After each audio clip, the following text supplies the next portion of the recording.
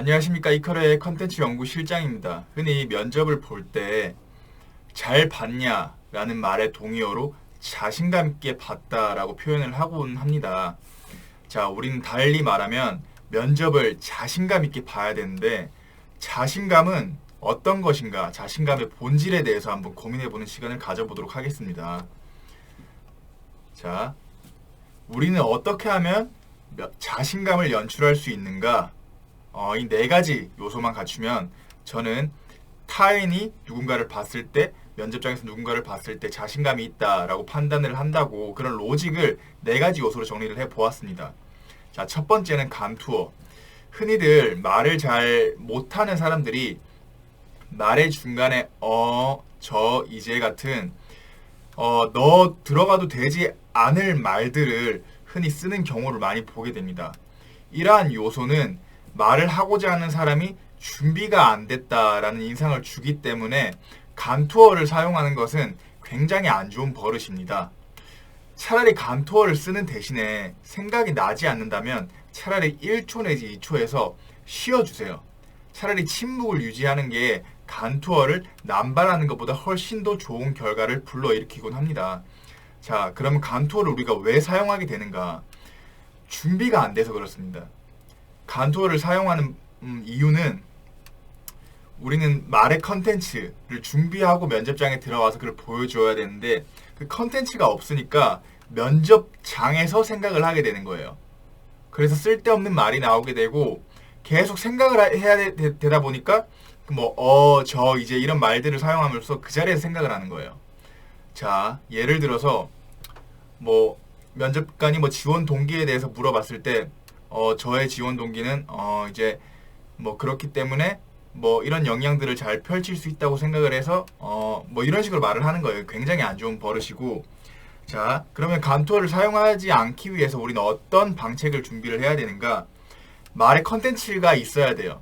말의 컨텐츠가 있어야 일단 심리적으로 평안하고 말을 준비한 컨텐츠를 그대로 말하지 않는다 그래도 어느 정도 중첩돼서 사용될 수 있는 부분이 있으니까 감투어를 상대적으로 덜 사용하게 돼요. 그래서 비즈니스 전략 방향성에 대해서 첫 번째, 두 번째, 성장 스토리, 세 번째, 역량에 대한 부분, 우리가 어떤 역량들을 갖춰왔고 이게 어떻게 회사의 니즈에 맞는가라는 역량 어필에 대한 문구, 그리고 자기소개. 자, 정리를 할게요.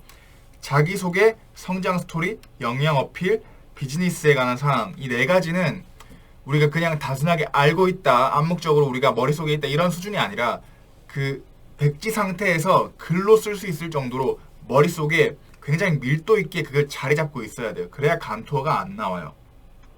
자, 무슨 말인지 아시겠죠? 그리고 두 번째, 고른 템포. 자, 보면은 면접장에서 말을 굉장히 빨리 해요. 그 빨리 하는 말의 템포에 자기가 못 따라가서 말이 엉켜버려요. 자신감 있는 사람은 목소리가 크지 않아요. 목소리가 크다는 것은 간절하게 보일 수는 있는데 우리는 간절함을 어필할 필요가 없어요. 미리 준비가 되어 있기 때문에. 그저 일정된 표정으로 일정한 템포로 우리가 할 말을 하고 그것이 가치 증명이 된다는 것을 알기 때문에 별다른 미동이 없어요. 근데 말을 굉장히 크게 한다거나 말을 되게 오버스럽게 한다는 건 오히려 그 사람들에 대한 가치를 깎아먹고 상대로 하여금 그 사람의 가치에 대해 의구심을 갖게 해요. 그래서 말을 고르게 해야 돼요. 준비된 사람은 구태여 자신을 어필하거나 돋보이게 할 노력을 할 필요가 없어요. 그래서 이런 논지에서 자, 면접장이 끝날 때 더 할 말 있으신가요? 하면서 면접관이 그냥 물어봐요. 그냥 보내기 민망하니까. 근데 그럴 때 손을 들지 마세요. 손을 들고 굉장히 말을 시켜주세요 이런 분들이 되게 많은데 그냥 웃으세요. 우리는 준비한 말을 잘 했기 때문에 손을 들 필요도 없고 거기에 반응할 필요도 없어요. 오히려 그렇게 함으로써 더 돋보이는 경향이 있을 수도 있고요. 말을 빨리 하게 된다는 것은 준비가 안 돼 있으니까 그냥 뇌 속에서 어른거리는 말을 그냥 다 뱉어야 된다라는 강박관념에서 말을 빨리 하는 거예요. 그래서 그런 말의 템포나 감투어 같은 경우에는 본인이 모의 면접을 하던가 본인이 어떤 준비해야 되는 말을 했을 때 그걸 녹음해 보세요. 녹음을 해보시고 어디서 감투어를 많이 사용하는지, 어디서 템포가 많이 높낮이가 심한지를 자가 분석을 해주시고 이를 통해서 이를 보완해 드리는 것을 제가 요청을 드립니다. 자, 그리고 세 번째, 일관된 표정. 자, 면접장에서 면접 말을 해요. 근데 옆에 지원자들이 있을 거 아니에요. 근데 누군가가 지원자가 굉장히 말을 잘하거나 뭐 말을 못하거나 그거에 대해서 막 되게 반응하는 사람들이 있어요. 그때 그냥 우리는 뭐 경청한다고 고개를 끄덕일 필요도 없고 그냥 면접관과 면접관 사이에 그 사이의 공백을 그냥 지그시 보고 있기만 하면 돼요. 뭐 어떤 표정으로 뭔가를 되게 보여주려고 하거나 그냥 미동도 않고 그냥 턱 같은 경우에도 고정시키고 그냥 일관된 표정을 일관된 템포로 말을 하면 되는 거예요. 일단 마인드 세팅 자체가 그냥 이렇게 마인드를 가져가서 일단 준비를 먼저 하는 게 선행되어야겠지만 아 나는 준비를 열심히 했고 이 준비한 거를 그냥 보여주고 올 뿐이다. 판단은 너희가 해라. 뭐 판단을 했을 때 만약에 떨어진다고 해도 그러면 뭐 너의 판단이 뭐 100% 맞지 않을 수도 있지만 뭐 그냥 상호간 니즈가 안 맞았을 뿐이다. 그냥 그런 식으로 넘기면 돼요. 그래서 굉장히 뭐 간절하게 어필을 한다거나 이 회사가 아니면 안 된다는 식으로 태도를 말을 한다거나 그런 식으로 하지 말고 담담하게 담백하게 면접을 보고 오시면 됩니다. 그리고 내용의 완결성. 내용이 완비가 되어 있어야 돼요.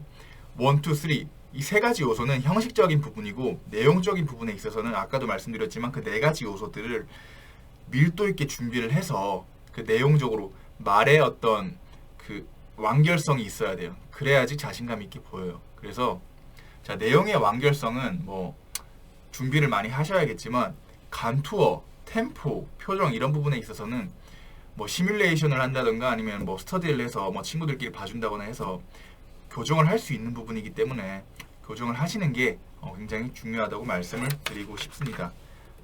자, 오늘 강의는 여기서 마치겠고 제가 자신감을 어필하기 위한, 자신감을 표현하기 위한 네 가지 방점에 대해서 설명을 해드렸는데요. 이 네 가지를 염두에 두셔서 면접관에서 어떤 자신의 어떤 태도를 보임에 있어서 이점을 거두시기를 요청을 드립니다. 오늘 강의는 여기서 마치겠습니다. 감사합니다.